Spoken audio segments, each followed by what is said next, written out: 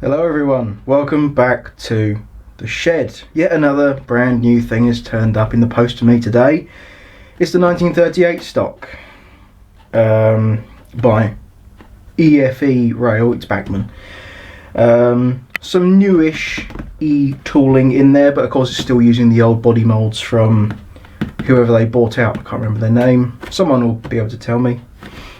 Either way, let's get it open, shall we? I haven't opened this as it did arrive just a few minutes ago, and I suddenly clambered to my feet and got myself up here, even though it is a nice brisk, I say nice, it's definitely brisk winter day. Plenty of heavy frost this morning. Let's have a look, see some instructions. Some cordless motors, Plux 22 decoder, interior saloon lighting, no directional lighting. The tooling didn't go that far. I'm not too fussed. I'm going to be running this with the lights on anyway, so I can bloody see it. Stuff about removing the body, very nice. Stuff about fitting a decoder, refitting the body as well. Areas to lubricate and gears to lubricate. Very nice. You've also got a warranty of 12 months. That's cool. Very nice. Nice little instruction pamphlet. Not too over heavy on holding your hand, but definitely some good. Oh, that's interesting. Some good information in there. So we've got to get 4 coaches out. I suppose you call them coaches. They're part of a multiple unit. Let's chat, shall we? I'm glad everyone liked the last video on the W1. I'm glad that people have subscribed. Thank you very much. And for leaving likes and comments as well. Very much appreciated. Good to see everyone's having engagement.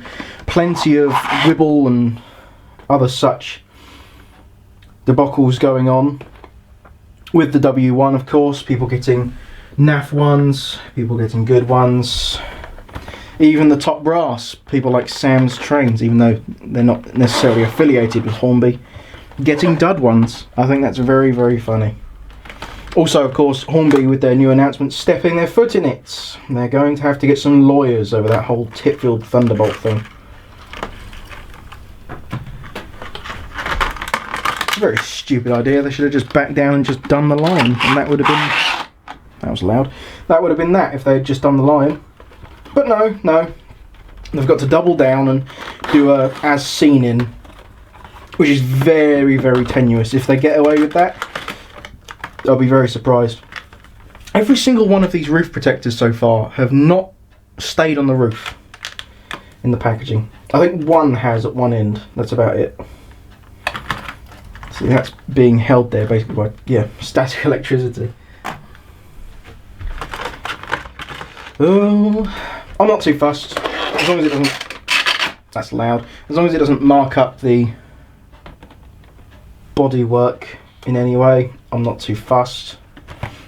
I will, of course, at some point, sound fit this. I think that'll probably be very soon, because Roads and Rails / Underground Eric have a nice little sound chip out for it. So of course, and it sounds very much of the real thing. I'm sure it was recorded off the real thing, because we do have one in preservation. Of course, not exactly like this. The one in preservation is a brown roof instead of the grey, which is a different line from memory. Multiple connector couplings are in here. They're NEM pocket by the look. That doesn't focus at all. Oh, there we go. There you go. Very nice couplings, I'm sure. This is going to be a right pain in the arse to put together. Actually, 1, 2, 3. Oh, okay. So one of them is a spare. You get 4 when you only need 3.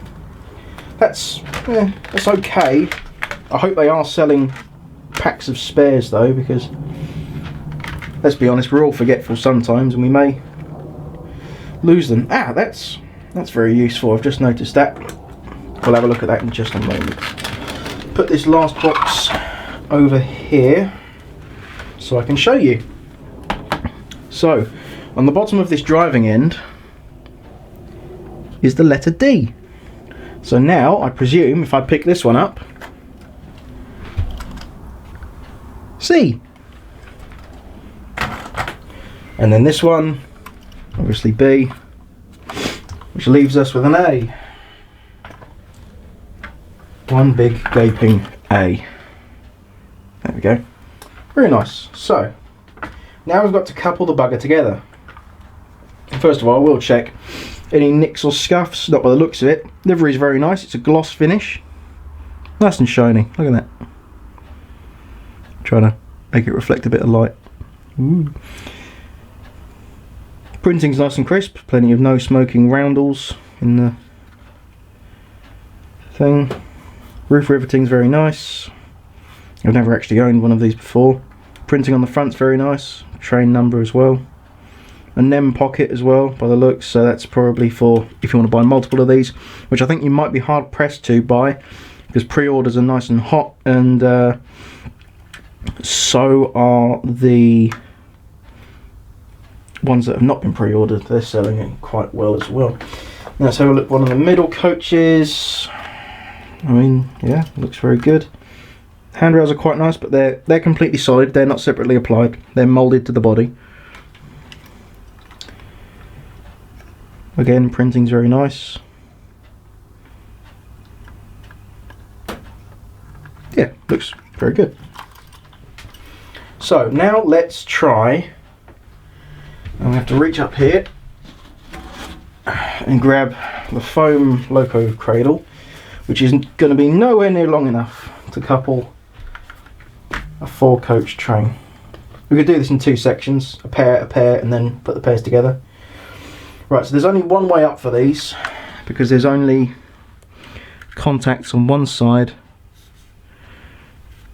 Oh, focus of this NEM pocket you can see just up there. So the coupling, not that way, that way. So it's got to go in. Not too forcefully. Yep, that works nicely. Okay. So now that has to go upside down. So this is A, and here we have B. So again, goes in the same way. That, yeah, it couples well. I can't imagine many clashes on any radiuses when it can do that, really. I don't imagine people running it on that tight of a curve. Let's see. See. Anyway. Oh, interesting. Okay. Ah, now that is interesting. The middle one, there's a coupler specifically for the middle one because it's got no contacts on it. There's no copper strip. And that's the same in there. There's no actual contact in there. Come on, camera, there we go. You can see there's sort of no contact in there. Which I suppose is obvious because you've got power from both ends now because they put a motor in each end. That's very courteous, I suppose. Also means there is sort of only one real way for this to go together then. So that needs to go like that. This one should have a nice... Oh no, that's the spare... Okay, so there's a spare one without contact on it. Right. So you get 2 with contacts and 2 with no contacts.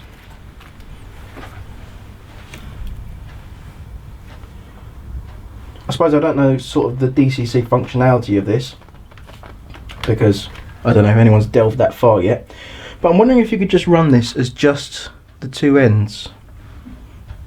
That would be interesting because then you could, there's potential there for Bachmann / EFE to do a run of Island Line 483 class. Is that the tops number they gave them? I can't remember. Right, I'm gonna have to be a twat and rest it like that. Oh, I'm a poet and I didn't even know it. This is a horribly long unedited section. I'm terribly sorry everyone, but I do need to show this for those who may want to purchase this. I've got to get this in a good position.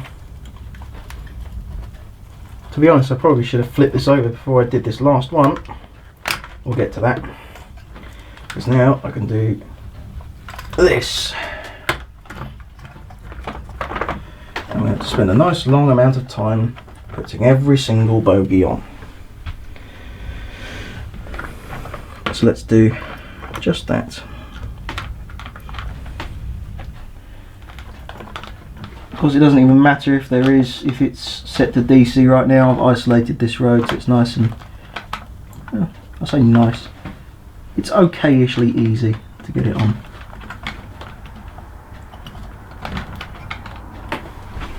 Because these wheels are so small, and I would argue my eyesight is crap sometimes, despite how relatively young I am in the hobby.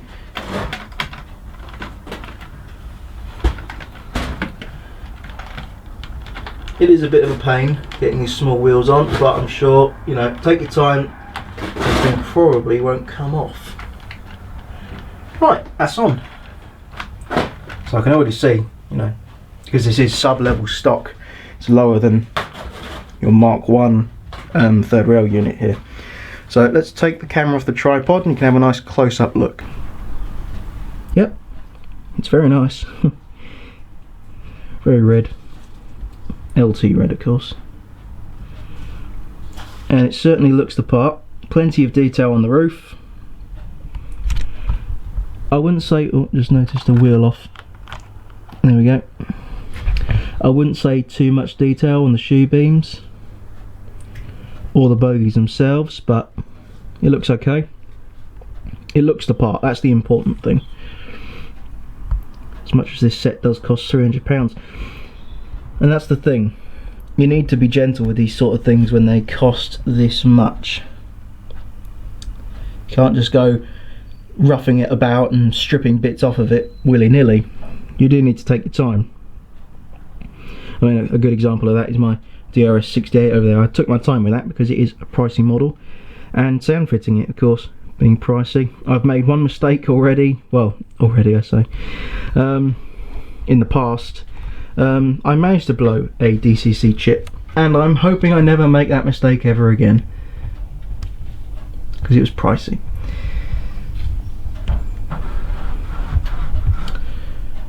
So plenty of detail there, of course. That's, I think the body's already existing tooling, you can see in there. I think that's the sort of decoder, where the decoder sits, and from memory there's a provision in there for a Sugar Cube speaker, which is good. That'll put out plenty of sound. They just need enclosures of a semi-decent size. Looking inside the interior, the wood floor looks very nice. I doubt there's any form of moquette though. It's very much just moulded plastic seats, which, yeah, they do the job. I think that's the important part. It does the job and it fills a small gap in the market, and if people are willing to buy it, so be it. Right, so let's get this out to the main bit of track and see what it's like on its clearances on a nice long curve. So now we've got it on the inside loop, we'll be able to see what it's like with its coach-to-coach clearance going around a curve. So I have no doubts that it will be able to do it. So let's give it some oomph. Okay, that's about half power. So as I have read before, it's not terribly speedy. Now then, how does it look? Yeah, looks fine. Doesn't look to be rubbing anywhere. No, plenty of clearance.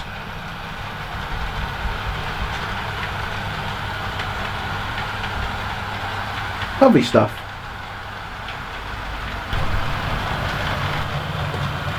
And now around our other curve, which is slightly bigger. I say slightly, definitely bigger.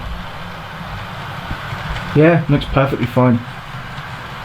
Continuity on the interior lighting, like the power supply it's getting, yeah, great. Haven't even cleaned this track, and there's minor stuttering in that supply of power to the lighting. That's great. Fantastic.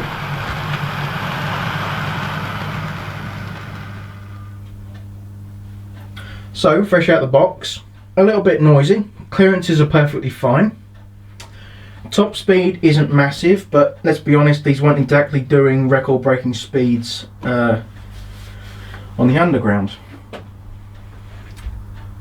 I'd say it's a great little bit of kit. Quite pricey, I'd say.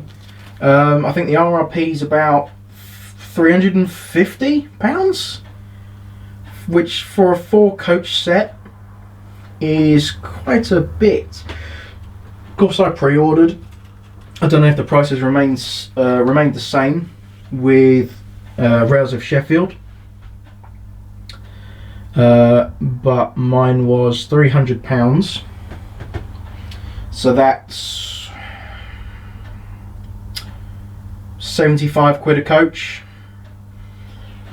which in reality you've got 2 motors in there as well. So yeah, I'd say it's a just price, especially if you're into this kind of thing. I do like my London Transport stuff. I have the 2189, the 2 recently done lined maroon 20s, and I also have each of the non-split chassis panniers by Bachmann and the Prairie. I do like the London Transport stuff. It's just a really smart livery to have and stuff, and that we actually have a new underground stock after Bachmann have basically sort of never really put their foot down, but neither confirmed whether they do an S stock again, because of course that went through the bloody roof after it became not available. They sell for like £1,000 at least now on eBay, which is silly money, really is. But to be honest, I don't know about you, but I'd rather have this. This looks way smarter. As much as I do like the underground, I just think that the red or the maroon just looks way smarter than white, red, blue. It's a very bright colour scheme, I suppose. I just prefer this. It's far smarter. Right, so I suppose we better run this around the layouts. Get the camera at layout level, so you can actually, you know, sort of see what it's like on your layout if you decide to buy one or have one on the way.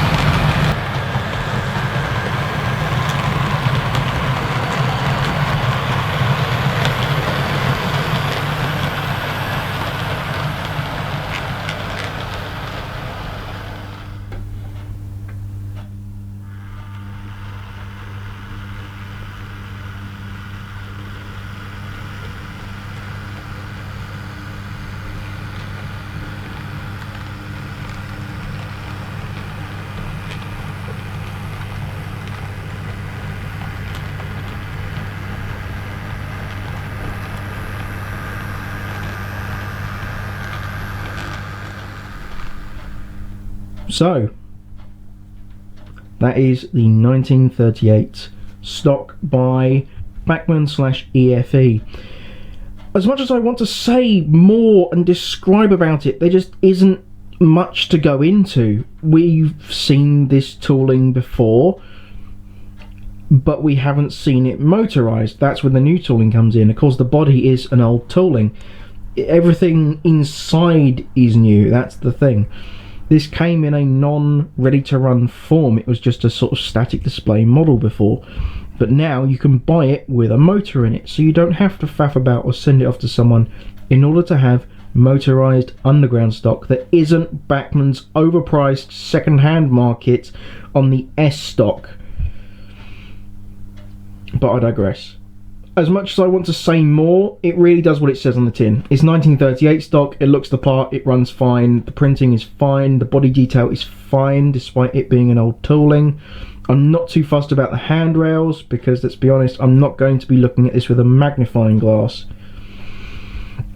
The only downside I can say is the £300 price tag. It's a lot for 4 coaches, although let's be honest, this is an electrical multiple unit, I suppose. So it's multi-coach, and it will always run as a 4-coach. I suppose the nearest comparable thing you can get in a price is Bachmann's 4-car multiple units, I suppose. They're usually fetching actually a bit less, to be honest. But I think they know that something like this has been in demand for a good long while, so they're obviously going to bump the price a little. Plus, I know the price probably increased because they revised it and said, okay, we'll put a motor in both driving ends. Otherwise, I don't know, it could have possibly been struggling with just that single motor, as the top speed isn't terribly high. Of course, it's not going to set any records, it's not going to fly off your baseboard. I've had no issues with this derailing whatsoever. It's stayed on the track the whole time. It's gone over double slips, it's gone over that express crossover, these tighter points here. It's navigated it all with relative ease. You probably did see a small stutter going over these express points it's currently sitting on. That's because, of course, I'm running some DC, so it goes from a controller for one track to a controller for the other track. So speed matching it was a bit... But how often are you going to be doing that? You're probably just going to be running it around in your loop, enjoying it, as you should. So, I suppose I can't really say any more. I really do want to, though, but I just can't find anything bad or... Well, I suppose that's the point. There's nothing bad about it. The only thing downside, again, is the price tag. Anyway, I'm going around in circles. Get it? Because a circle line. Anyway, thank you for watching. Please do leave a like, subscribe, and do leave a comment. I didn't reply to all of the comments on my W1 video, to be honest, because I didn't expect it to blow up as much. Plus the odd comment here and there being a bit annoying and just sort of me not caring. As bad as that sounds, but there are some real sticklers out there for how you make a video. So I suppose with that we'll leave it here, and I'll see you next time we're up the shed. Ta-ra.